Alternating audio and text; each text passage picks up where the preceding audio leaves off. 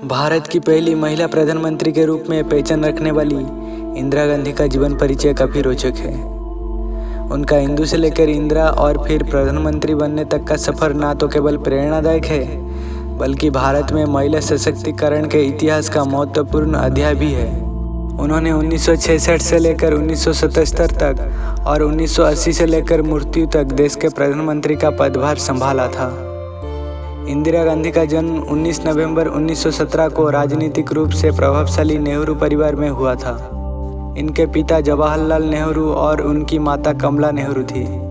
इंदिरा को उनका गांधी उपमान फिरोज गांधी से विवाह के पश्चात मिला था। उनका मोहनदास करमचंद गांधी से ना तो खून का ना ही शादी के द्वारा कोई रिश्ता था। इनके पितामह मोतीलाल नेहरू एक प्रमुख भारतीय राष्ट्रवादी नेता थे।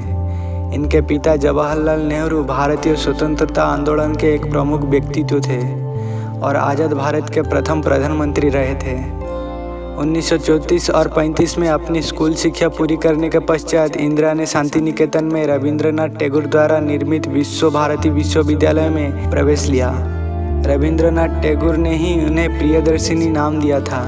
इसके पश्चात वो इंग्लैंड चली गई और ऑक्सफोर्ड विश्वविद्यालय की प्रवेश परीक्षा में बैठी, परंतु वो उसमें विफल रही और ब्रिस्टल के बैडमिंटन स्कूल में कुछ महीने बिताने के पश्चात 1937 में परीक्षा में सफल होने के बाद उन्होंने सोमरवली कॉलेज ऑक्सफोर्ड में दाखिल लिया।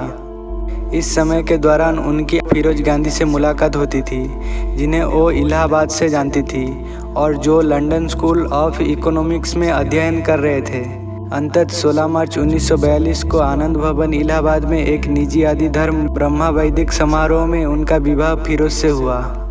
ऑक्सफोर्ड से वर्ष 1941 में भारत वापस आने के बाद वो भारतीय स्वतंत्रता आंदोलन में शामिल हो गई। 1950 के दशक में वो अपने पिता के भारत के प्रथम प्रधानमंत्री के रूप में कार्यकाल के द्वारा गैर सरकारी तौर पर एक निजी मुहैया के रूप में उनके सेवा में रही। अपने पिता की मृत्यु के बाद सन 1964 में उनकी नियुक्ति एक राज्यसभा सदस्य के रूप में हुई।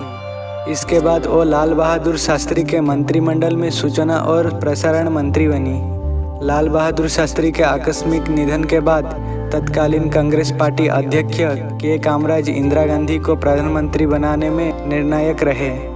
गांधी ने शीघ्र ही चुनाव जीतने के साथ साथ जनप्रियता के माध्यम से विरोधियों को ऊपर हावी होने की योग्यता दर्शाई।